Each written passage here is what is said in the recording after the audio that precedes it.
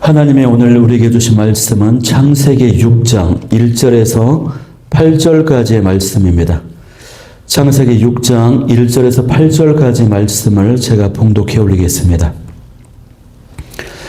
사람이 땅 위에 번성하기 시작할 때에 그들에게서 딸들이 나니 하나님의 아들들이 사람의 딸들의 아름다움을 보고 자기들이 좋아하는 모든 여자를 아내로 삼는지라. 여호와께서 이르시되 나의 영이 영원히 사람과 함께하지 아니하리니 이는 그들의 육신이 됨이라. 그러나 그들의 날은 120년이 되리라 하시니라. 당시에 땅에는 네피림이 있었고 그 후에도 하나님의 아들들이 사람의 딸들에게로 들어와 자식을 낳았으니 그들은 용사라 고대의 명성이 있는 사람들이었더라. 여호와께서 사람의 죄악이 세상에 가득함과 그의 마음으로 생각하는 모든 계획이 항상 악할 뿐임을 보시고 땅 위에 사람 지으셨음을 환탄하사 마음에 근심하시고 이르시되 내가 창조한 사람을 내가 지면에서 쓸어버리되 사람으로부터 가축과 기는 것과 공중의 새까지 그리하리니 이는 내가 그것들을 지었음을 한탄함이니라 하시니라. 그러나 노아는 여호와께 은혜를 입었더라. 아멘. 은혜를 입은 사람이라는 제목을 가지고 오늘 말씀을 나누도록 하겠습니다.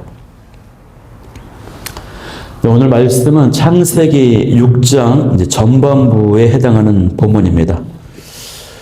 지난주 금요 저녁 기도의 시간에는 아담의 자손, 경건한 자손들의 그 계보에 대해서 살펴보았지요. 오늘은 그 사람의 죄악이 온 땅에 가득하였고 이 때문에 하나님께서 한탄하시고 심판을 결심하시는 내용의 본문입니다. 그런 가운데 여호와께 은혜를 입었던 한 사람 노아가 등장합니다. 그러면 각 구절들을 좀 살펴보면서 그 의미가 무엇인지 또 적용점들을 살펴보도록 하겠습니다. 먼저 1절을 보면요, 사람이 땅 위에 번성하기 시작할 때에 그들에게서 딸들이 나니라고 기록되어 있습니다. 하나님께서 이 천지를 창조하시고 사람에게 복을 주실 때 번성하고 땅에 충만하라고 말씀을 하셨죠. 그래서 그 축복을 받은 대로 지금 사람이 생육하고 번성을 하고 있습니다. 그런데 여기에서는요, 이 경건한 사람들뿐만 아니라 경건하지 않은 사람들도 이제 생육하고 번성하고 있는 것입니다. 이것은요, 믿는 자와 믿지 않는 자 모두에게 하나님의 일반적인 은총, 자연의 그 섭리가 주어지고 있다라고 하는 것을 보여주는 것이거든요.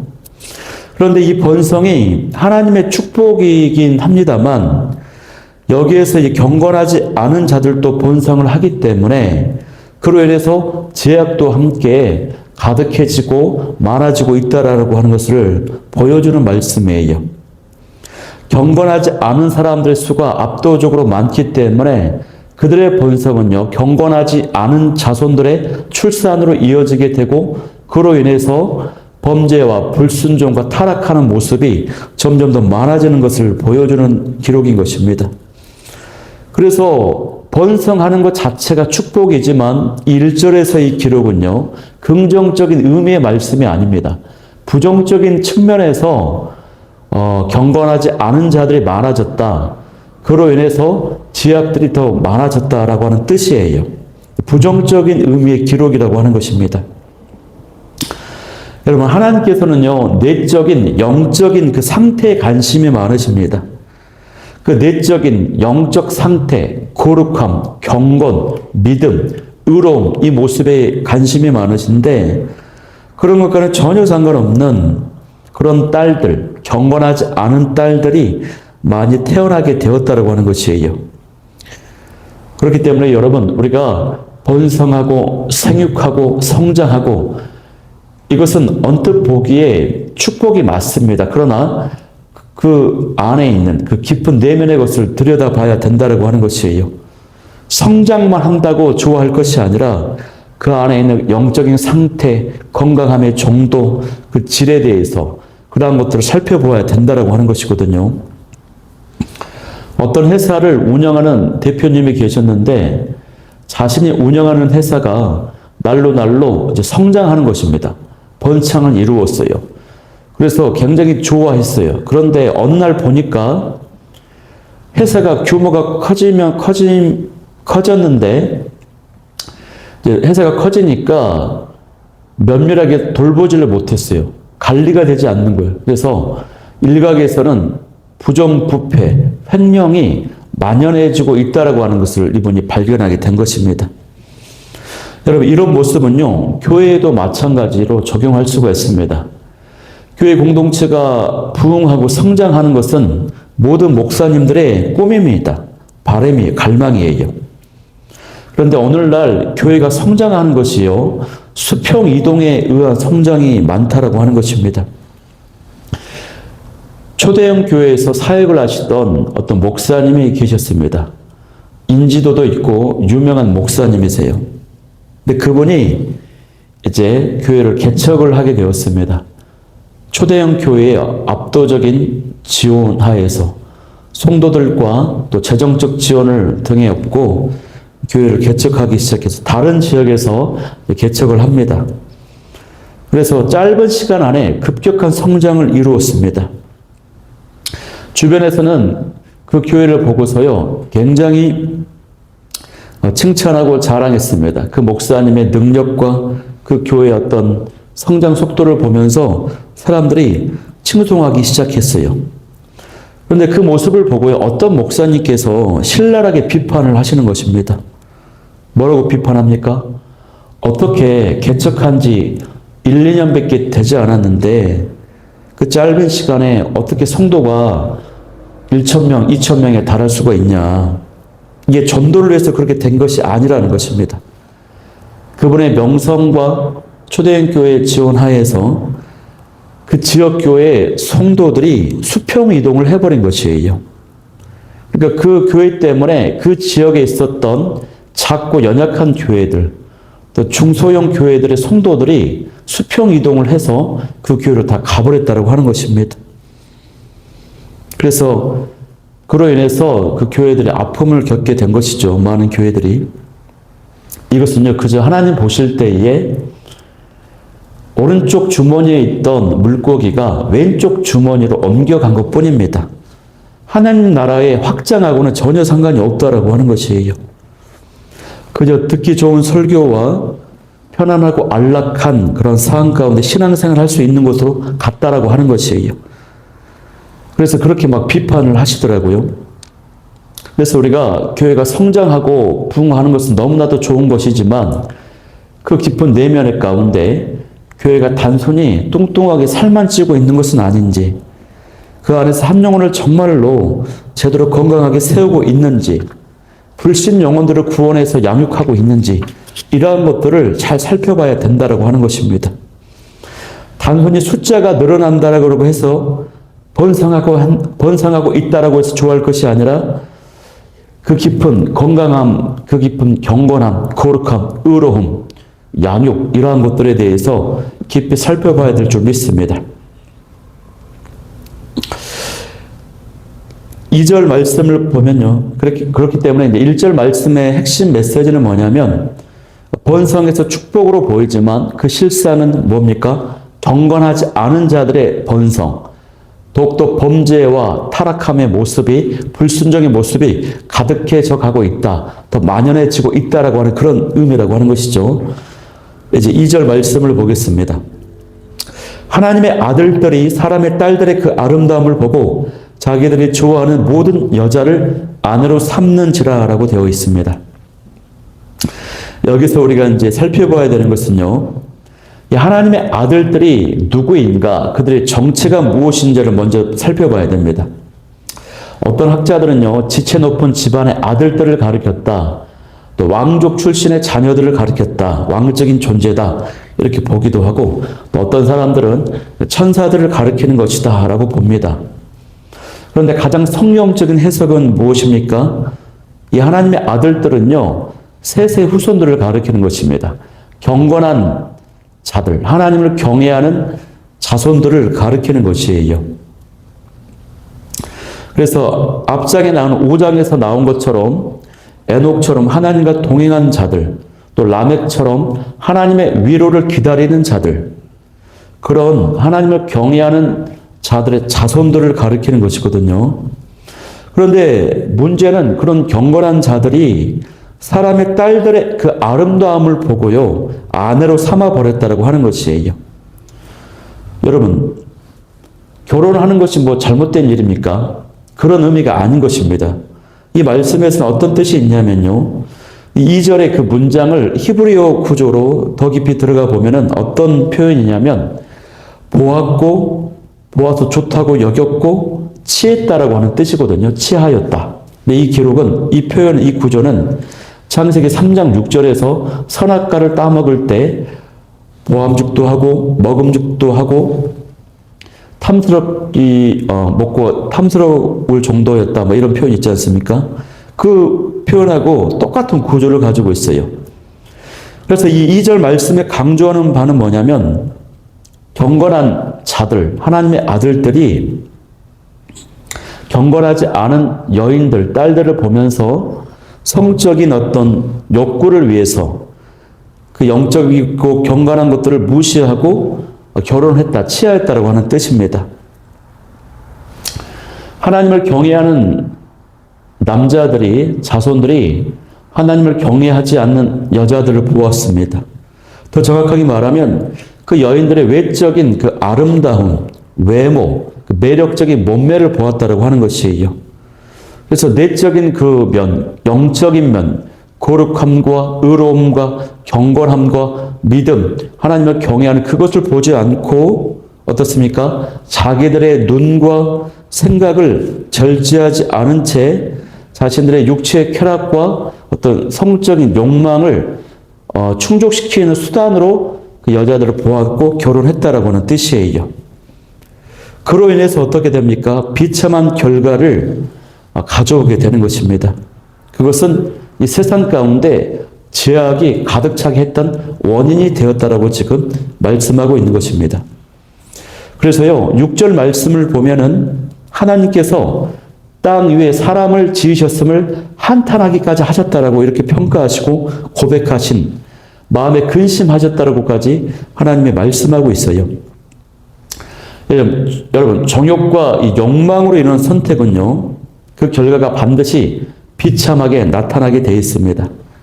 그 당시에는 비참한 결과가 나타나지 않아요. 그러나 시간이 점점 지나가게 되면은 그 죄악으로 인한 열매, 비참한 비극적인 어떤 결과가 나타나게 된다라고 하는 것입니다.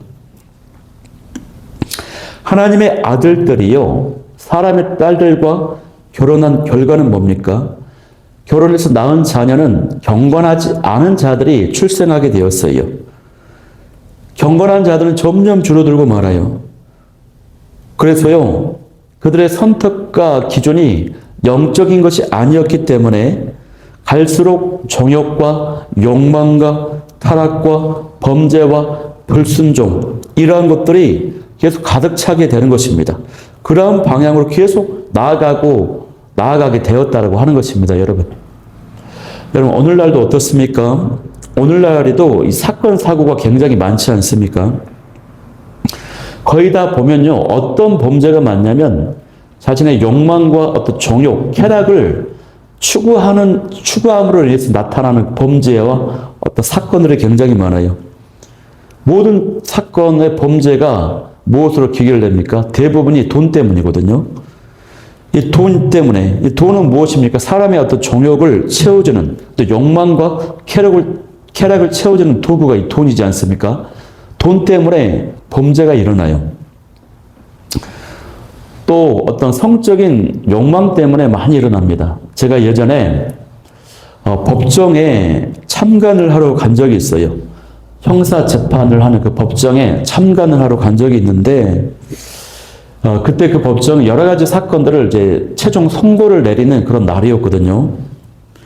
근데 제가 그때 참 놀란 것이 있었는데, 기억이 정확히 나지는 않지만 한 10개 정도의 사건을 이제 최종 판결을 내리는 그런 법정이었는데, 예를 들어 10가지 사건이 있었다라면요, 6개, 7개 사건이 다 어떤 사건이었냐면 성추행, 성폭행, 강간 이런 사건이었어요. 그래서 내가 굉장히 놀랬거든요. 나머지는 3개나 4개의 사건이 뭐 사기를 쳤다거나 폭행을 일삼았다거나 묵었지 이런 거였고 나머지 절반 이상 60% 70%가 다 그런 성적인 어떤 제약이었다고 하는 것입니다. 그 범죄로 최종 판결받고 즉시 막 감옥에 가더라고요. 그래서 이런 어떤 육체의 정욕으로 인한 그런 것으로 범죄가 정말 많구나. 이처럼요, 여러분, 사람들이요, 육체의 정욕에 미쳐 있어요. 쾌락에 미쳐 있다고 하는 것입니다. 그래서 이 성적인 어떤 욕망을 수단으로 삼는 사업이나 육체는요, 사업이나 육체 쾌락을 주는 어떤 마약 같은 그런 사업은 그 범죄는 사라지지가 않고 있는 것이죠. 우리가 이처럼 심각하게 타락하는 세상에 살고 있습니다. 그러므로 우리의 기준과 가치가 더욱더 영적이어야 되고요. 더욱더 분명하게 확립이 되고 세워져야 될 줄 믿습니다. 특별히 기독 청년들은 결혼 상대를 고를 때 믿음은 좀 약해 보여도 조건이 좋으니까 괜찮겠지. 그런 식으로 선택하면요. 정말 큰 낭패를 당하게 됩니다. 눈에 좋아 보이는 선택이 반드시 좋은 선택이 아니라고 하는 것입니다. 하나님의 아들들은요. 이 기준이 약했습니다. 육체의 정욕과 세속적인 가치가 너무 강력하게 다가왔기 때문에 넘어가고 말았습니다. 여러분, 저와 여러분은 어떤 것을 선택할 때 무엇을 기준으로 삼습니까? 믿음입니까? 말씀입니까? 아니면 외모나 조건입니까?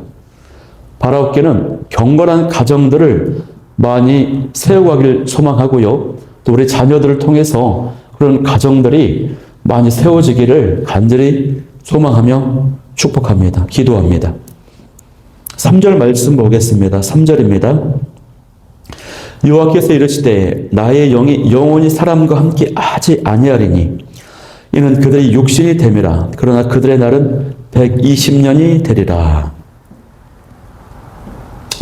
여기서 하나님의 영이 떠난다라고 하는 것은요. 하나님의 그 보호하심과 인도하심이 거두어진다라고 하는 뜻이에요. 이것은 하나님께서 분노하시고 인간에게 경고를 하고 계신다라고 하는 뜻입니다. 이전에도요. 하나님은요. 여러 차례 경고를 하셨어요. 우리가 지난주 5장에서 살펴보았던 것처럼 에녹의 이름, 에녹의 삶의 모습이 그러했고 에녹의 자녀인 무드셀라라고 하는 이름에 그런 뜻이 있었습니다. 라멕도 역시 그러한 그러한 삶을 살았습니다. 하나님은요, 여러 차례 말씀하시고 경고하셨어요. 그런데 여기 3절 말씀에서도 여호와께서 이르시되 나의 영이 영원히 사람과 함께하지 아니하겠다라고 하는 뜻은 어떤 의미입니까? 하나님의 영이 사람들 가운데 있었다라고 하는 뜻이에요. 이 말씀은 무엇입니까? 하나님의 경고의 말씀, 심판의 말씀, 하나님의 말씀이 계속해서 선포되어지고 주어졌다라고 하는 사실입니다.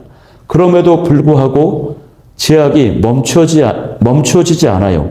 회개하지 않아요. 그래서 하나님께서 그 영을 거두어 가셨다라고 하는 거. 이 말씀 선포를 이제 멈추셨다라고 하는 그런 뜻인 것입니다. 여러분, 오늘날에도 마찬가지예요. 오늘날에도 성령께서 우리에게 말씀하시고 제약을 깨닫게 하시고 회개하도록 하시거든요. 근데 그것을 우리가 듣지 않는 것입니다. 그래서 큰 어려움을 당하게 되는 것이죠. 그래서 하나님의 그 경고의 말씀을 듣지 않음으로 인해서 하나님은 매우 분노하셨고 그래서 다음 2가지 경고를 내리시는 것입니다. 첫 번째는요. 나의 영이 영원히 사람과 함께하지 아니하리니 그들이 육신이 됨이라 했습니다. 방금 말했던 것처럼 더 이상 말씀하지 않겠다. 하나님의 영을 거두어 가시겠다. 하나님 말씀을 선포하지 않도록 하시겠다. 이런 뜻입니다. 왜 그렇습니까? 말씀을 해도 듣질 않으니 하나님이 분노하셔도 거두어 가시겠다고 하는 것입니다. 오늘날에도 성령께서 우리에게 말씀하시고 우리에게 감동을 주시거든요. 우리가 이것을 거부하면은 큰 어려움을 당하게 된다라고 하는 것이에요, 여러분. 하나님의 영이 떠남으로 인해서 어떻게 되었다고요? 육체가 되었다. 육신이 되었다라고 말합니다. 여러분, 우리 인간들에게 있어서 하나님의 영이 거두어지면요, 무엇만 남습니까? 육체, 이 몸뚱이만 남게 되는 것이에요. 즉, 이 육체는요, 죽게 되고 부패해서 흙으로 돌아가는 존재입니다. 육적인 존재가 되었다라고 하는 것은 육신의 지배를 받는 육의 종이 되었다라고 하는 뜻이에요. 순전히 육체만을 위해 사는 존재, 즉 동물과 다를 바가 없는 존재가 되었다라고 하는 것입니다, 여러분. 먹고 살기 위해 육체의 만족만을 위해서만 살아가는 그런 삶인 것입니다, 여러분. 그런 삶 자체가요, 하나님 보시기에 심판이에요, 여러분. 이것이 너무나도 안타까운 것입니다. 사람은 하나님의 형상대로 지음받은 존재인데 그러한 어떤 영적 영역이 빠져버렸다라고 하면 동물과 다를 바가 없는 삶을 살게 되고, 이것이 말로 그 자체가 하나님 보시기에 하나님의 심판을 받은 존재라고 하는 것입니다. 육신이 되어버렸다. 하나님의 영이 거두어져서 육신이 되어버렸다. 너무나도 안타까운 것입니다. 그래서요, 인간이 회개하지 않고 돌이키지 않는 한 하나님으로서도 방법이 없는 것입니다. 그래서 하나님께서 경고를 하시면서 심판을 하겠다라고 결정을 내리실 수밖에 없게 되는 것입니다, 여러분. 두 번째 경고는 뭐냐면 심판이 임박해 온다라고 하는 말씀이거든요. 3절 하반절을 보면은 어떤 기록이 있습니까? 그들의 날은 120년이 되리라라고 말씀하셨어요. 이것은요, 인간의 인생을, 삶의 어떤 연한을 120세로 한정했다, 이런 뜻이 아닙니다. 이것은 인간에게 회개할 수 있는, 돌이킬 수 있는 그 기회를 120년의 시간을 주셨다라고 하는 뜻이에요. 즉, 홍수 심판 전까지, 앞으로 홍수 심판이 일어나서 모든 생명체가 멸절을 당하기 전까지 주어진 시간이 120년의 시간이 주어졌다라고 하는 뜻입니다, 여러분. 왜냐하면 홍수 심판 이후에 또 노아의 삶을 봐도 그렇고요, 또 족장들 있지 않습니까? 아브라함, 이삭, 야곱, 이런 인생들의 연한을 수명을 보면은 120세를 훌쩍 넘어버리거든요. 노아는 뭐 말할 것도 없고 아브라함도 175세를 삽니다. 이삭도 180세를 살아요. 야곱도 147세를 살아요. 그렇기 때문에 이 120년이라고 하는 시간은 인간의 수명에 관한 기록이 아닙니다. 하나님께서 120년 동안 회개하고 돌이킬 수 있는 그 기회를 주시는 것이에요. 그런데요, 어떻습니까? 이것은 우리가 볼 때 120년이라고 하는 시간이 굉장히 길구나라고 생각이 되어지겠지만, 하나님의 관점에서 보면요, 이것은 임박한 심판의 시간이에요. 짧은 시간이라고 하는 것이. 왜 그렇습니까? 창세기 5장에서도 봤지만 노아의 아담의 후손들이 기본 수명이 몇 년 됩니까? 수백 년씩 되지 않습니까? 무드셀라는 969살까지 살고 막 그러지 않습니까? 수백 년씩 살아요. 그런 어떤 인생의 삶을 주었기 때문에 이런 관점에서 볼 때 이 120년이라고 하는 시간은요, 굉장히 하나님 보시기에 짧은 시간을 주셨다고 하는 것입니다. 그래서 우리가 이런 것들을 생각하면 어떻습니까? 예수님께서 이 땅에 오시고 나서 부활하시고 승천하셨는데 2000년이 지나도록 예수님께서 다시 오신다라고 신약의 기록들을 곧 오신다라고 막 말씀하시는데 2000년이 지나도 오지 않고 계시지 않습니까? 우리가 볼 때는 우리 인생이 70, 80세밖에 되지 않기 때문에 수천 년이 지나도 하나님 오시지 않는다, 주님 오시지 않는다. 그러나 하나님의 관점에서 보면, 또 성경적 관점과 인생의 연한으로 봤을 때, 특별히 창세기 5장과 같은 우리 인생의 연한으로 봤을 때 그 2000년의 시간은요, 그렇게 긴 시간이 아니라는 것이에요. 여기서 이 120년이 주어졌다라고 하는 것은 이 심판이 임박해졌다라고 하는 뜻을 지금 보여주는 것입니다. 하나님은 참으시지만 분명한 끝이 있는 것입니다. 그렇기 때문에 은혜의 때가 있을 때에요, 우리가 하나님께 돌아와야 됩니다. 시간이 주어졌을 때, 기회가 왔을 때에 하나님께 돌아와야 되고, 시간이 주어졌을 때, 기회가 있을 때에 조금이라도 더 우리가 젊음이 있고, 우리가 어떤 건강이 있을 때에 하나님의 영광과 나라를 위해서 사명을 감당하며 충성하며 살아야 된다고 하는 사실이에요. 제가 최근에 나이가 60세 되신 어떤 목사님을 만났는데, 그분이 중국의 이제 지하교회에서 사역을 하시는 목사님이시거든요. 근데 그분이 이제 이런 고백을 하시는 거예요. 내가 나이가 60세입니다. 이제 조금 더 살아봐야 길게 살면 한 20년 될 것이고, 적당히 살면 한 15년 살 것인데, 한 15년 남았습니다. 무슨 시간이요? 하나님께 헌신할 시간이 15년밖에 남지 않았다라고 하는 것이에요. 얼마나 짧은 시간이에요. 아무리 생각해도 15년 짧은 시간 주어졌는데, 그렇기 때문에 이 짧은 시간 주님께 최선을 다해서 목숨 걸어야 되겠다라고 그 고백을 하시더라고요. 제가 굉장히 인상 깊게 다가왔어요. 저도 보니까 이제 40대 중반인데, 생각해 보니까 사명 감당하고 영혼을 살리고 세우면서 주님의 일을 하는 데 있어서 그렇게 많은 시간이 주어져 있지 않더라고요. 길게 보면은, 정말 길게 보면은 25년, 30년. 적당하게 상식선에서 보면 어떻습니까? 한 20년 정도. 그렇게 생각이 들어져요. 25년 정도. 아, 너무나도 내가 게으르게 살았구나. 이 주어진 시간이 얼마나 귀한 것인가. 정말 남은 시간 최선을 다해야 되겠구나. 주님께 목숨 걸어야 되겠구나. 그 목사님의 그 고백을 들으면서 저도 그런 생각을 해보게 되었습니다. 여러분, 주어진 시간, 그 기회를 놓치지 마시길 소망합니다. 계속해서 4절 말씀 보겠습니다. 4절 말씀에 보면은요, 상반절에 이렇게 기록되어 있습니다. 당시의 땅에는 네피림이 있었다라고 하는 기록이 있어요. 여기서 이 네피림의 정체가 무엇인지 또 이해를 해야 되는데, 여기 네피림이라고 하는 것은요, 단순히 키가 큰 존재, 또 용사 이런 뜻으로 보기보다는 어떻습니까? 폭력적이고 강압적인 권력자들을 의미하는 것이에요.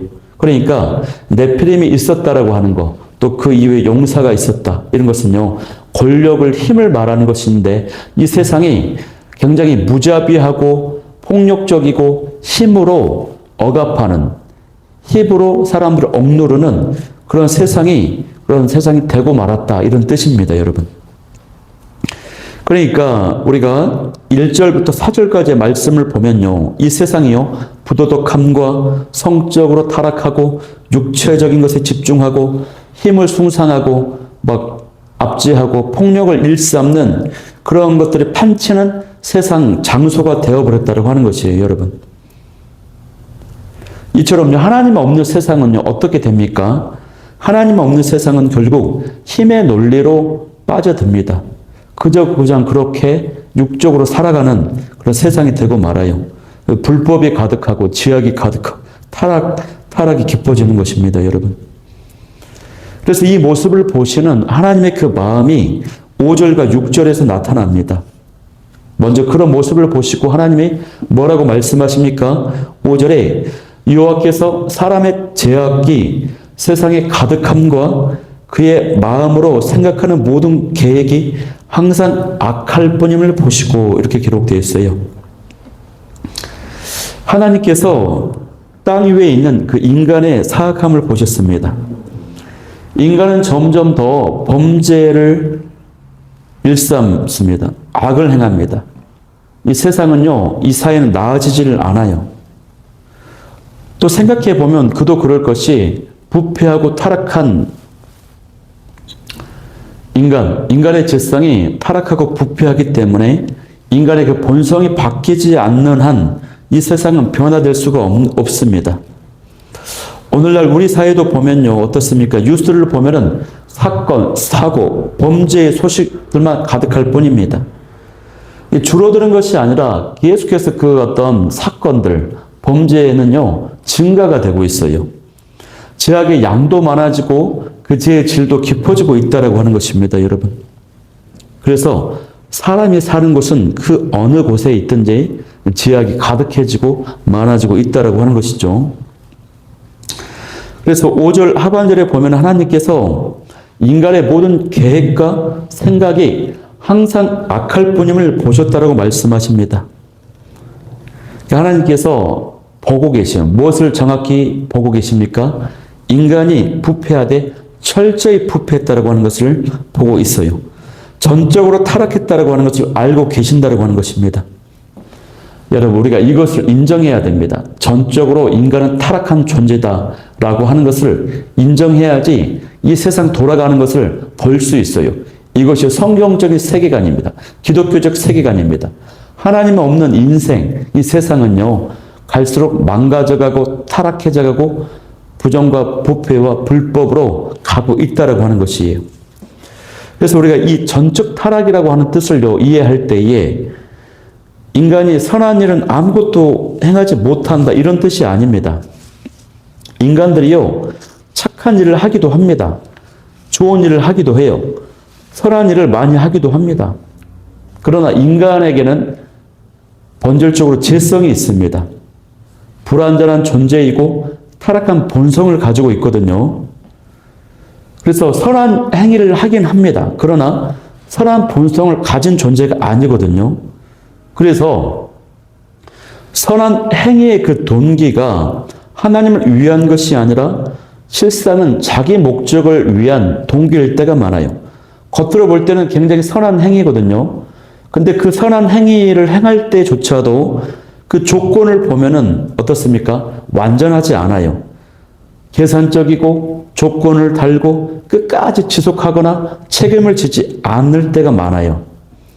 그래서 인간이 선한 일을 행하지만 결국에 그러한 선한 일조차도 본질적인 죄성과 인간의 불완전함 때문에 결국에는 어떻게 됩니까? 더럽혀지고 만다라고 하는 것입니다. 악한 일이 되고 만다라고 하는 것이에요. 선한 행동조차도 자기의 중심성과 교만과 인종욕구와 이기심으로 더럽혀지고 변질되기가 쉽다라고 하는 뜻입니다. 그런 의미에서 하나님은요, 무엇을 지적하고 있습니까? 인간의 행위가 악하다라고 지적하지 않으시고 행위에 대한 언급을 하지 않으세요.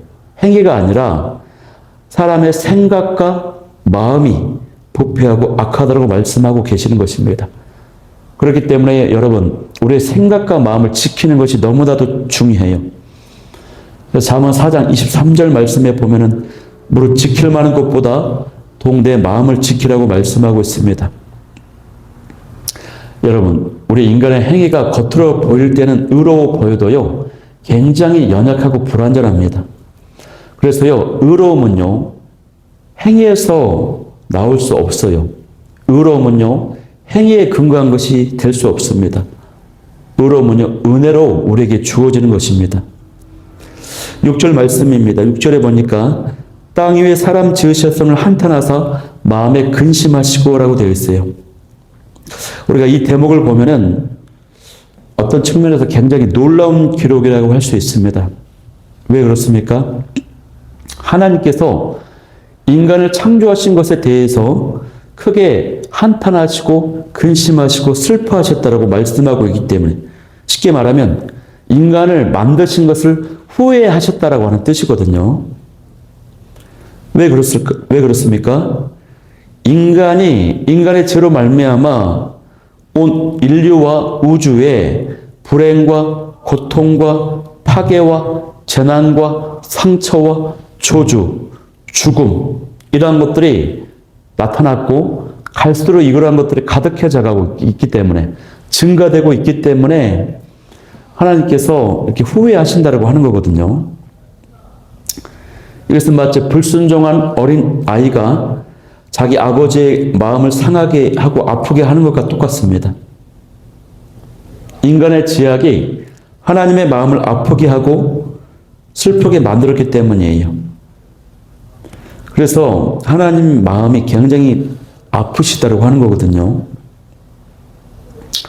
그런데 우리가 하나님의 후회하셨다, 한탄하셨다, 근심하셨다, 하나님의 창조라고 하는 것을 하나님이 하셨는데 하나님이 하신 행위에 대해서 이렇게 후회하셨다라고 하는 뜻을 보면요, 우리 마음속에 의문이 들지 않습니까? 하나님은 전지전능하시고 위대하신 분이시고 완벽하신 분이신데 어떻게 하나님이 후회하시고 근심할 수 있나, 한탄하시는가 라고 의문을 던질 수가 있습니다. 그런데 이것은 그런 표현이 아닌 것이에요. 그런 표현이 아니라 하나님께서 이토록 우리를 사랑하시고 죄악을 이토록 미워하신다라고 하는 그런 하나님의 사랑과 거룩을 보여주는 표현인 것입니다. 우리는 하나님을 묵상할 때 위대하시고 전지전능하신 하나님을 묵상할 때가 많아요. 그렇게 막 여길 때가 많습니다.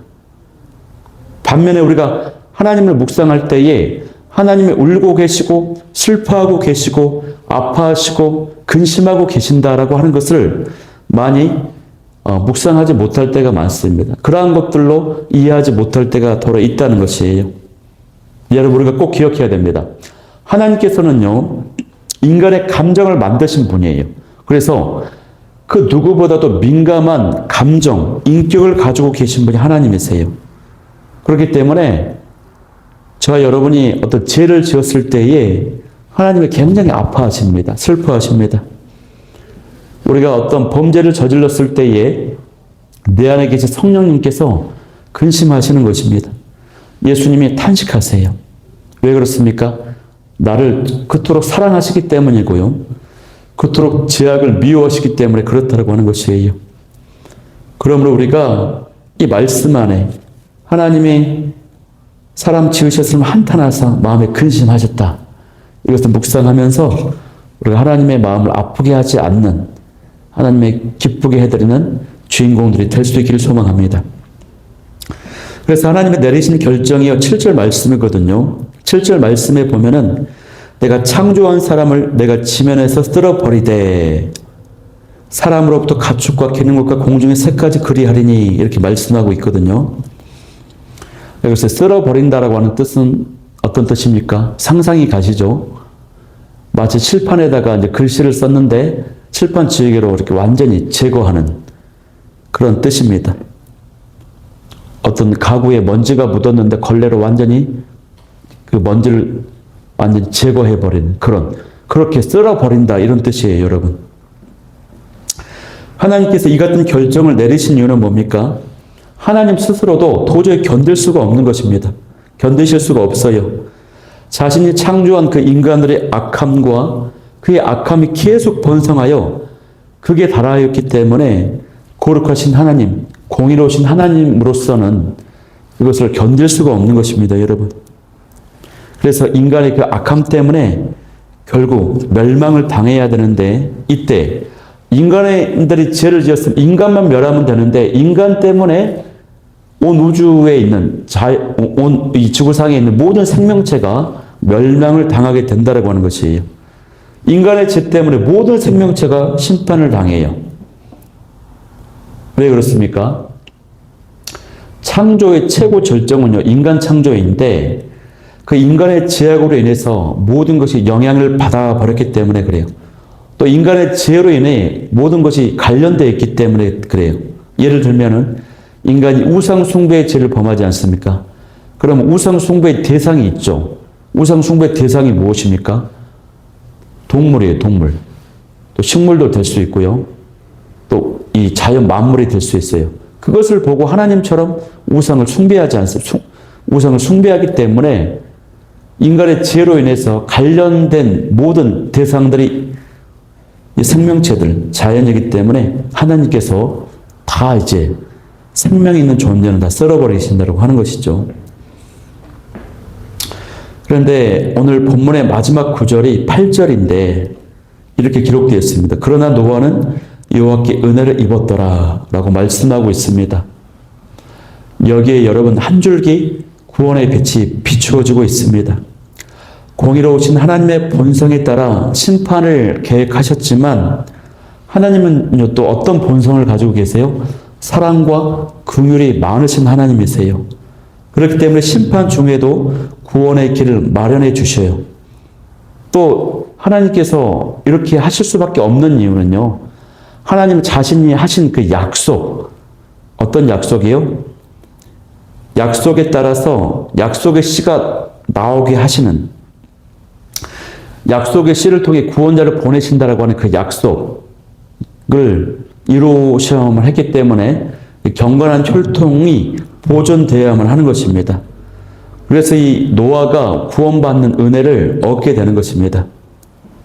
그런데 이 8절 말씀을 보면은 노아는 여호와께 은혜를 입었더라고 하는 이 구절을 히브리어로 이제 원문으로 직역을 하면 어떤 뜻이냐면요.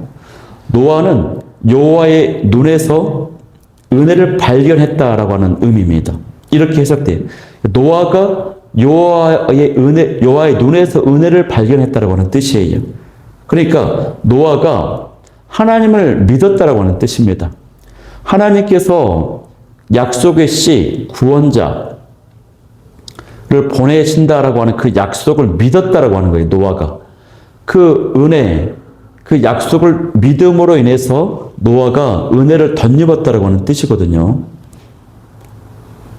그러니까 이 노아가 믿음을 가졌기 때문에 구원을 받을 수 있었다라고 하는 것이에요. 물론 이 노아가 선택받은 것은요, 하나님의 주권과 섭리 가운데 선택받은 것이 맞습니다. 그러나 인간의 편에서, 인간 노아의 편에서 노아가 무엇을 잘했냐? 믿음을 가졌다라고 하는 것이에요. 이처럼 우리가 이 믿음을 갖는다라고 하는 것이 굉장히 중요한 것입니다. 모든 사람은 노아처럼 그 약속의 씨, 구원자, 메시아이신 예수님을 믿어야지만이 구원을 받을 수 있어요. 이것이 오늘 본문에 나타난 은혜라고 하는 단어가 성경에 최초로 이제 등장하는 은혜입니다. 은총의 단어입니다. 이처럼 노아가 지녔던 것처럼 그 믿음이 우리에게 구원을 주고 은혜를 준다라고 하는 사실이에요. 믿음이 이렇게 중요한 것입니다. 하나님 말씀에 대한 그 믿음, 구원자 예수님에 대한 그 믿음, 또 하나님의 함께 하심에 대한 믿음, 또 나의 기도가 응답될 것이라고 하는 이런 믿음을 가질 때 하나님의 은혜가 임하시는 것입니다. 하나님께서 주권과 섭리 가운데 우리를 선택하시고 부르시고 위대하게 사용하시는 것입니다, 여러분. 여러분, 세상은요, 온 세상은 죄악으로 가득 차 있었지만 이 노아는요, 하나님 앞에서 믿음을 지닌 존재로 서 있었습니다. 그러니까 여러분, 우리가 살고 있는 이 세상이 어떻게 흘러가고 있는가, 그게 휩쓸릴 것이 아니라 어떻게 흘러가고 있든지 간에 우리가 그 세상의 한복판에서 어떤 모습으로 하나님 앞에 서 있는가가 더 중요하다고 하는 것이에요. 세상이 어떠하든 나는 하나님께 은혜 받을 만한 사람으로 서 있어야 되는 것입니다, 여러분. 여러분, 하나님께서요, 이 인류를 보시면서 어땠을까요? 죄 때문에 온 세상이 가득해요. 온 세상이 가득한 가운데 유일하게 노아만이 빛나는 그 등불을 들고 이 세상을 살아가고 있었던 것이. 하나님께서 온통 캄캄한 어두운 세상을 보는 가운데 노아만이 등불을 들고 있는 그 빛을 보았다라고 하는 것입니다, 여러분. 하나님은 오늘도 노아 같은 사람을 찾고 계십니다. 복음의 등불을 가지고 있는 사람, 성령의 빛이 있는 사람, 이런 은혜가 있는 사람, 온 세상이 죄악으로 가득하고 사건, 사고의 소식이고 고통과 슬픔이 가득해요. 죄악으로 인한 비극과 저주가 가득해요. 그런 가운데 이런 주의 빛을 들고 있는 사람을 하나님이 찾고 계신다고 하는 것. 그 사람이 바로 저와 여러분이 될 수 있기를 간절히 소망합니다. 오늘 이 창세기 6장 전반부 말씀 1절부터 8절까지의 말씀을 기억하면서 간절히 기도하기를 원하는 기도 제목 3가지는요. 첫 번째, 하나님 말씀 따라 살아감으로 하나님의 영이, 성령이 내게서 떠나가지 않게 하여 주옵소서. 두 번째는 하나님 앞에서의 생각과 마음과 그 계획이 항상 선하고 정직하게 하여 주옵소서. 세 번째는 노아처럼 하나님의 찾으시는 그 한 사람이, 그 은혜 받을 만한 그 사람이 바로 내가 되게 도와주옵소서. 이 기도 제목 가지고 기도하며 나아가도록 하겠습니다.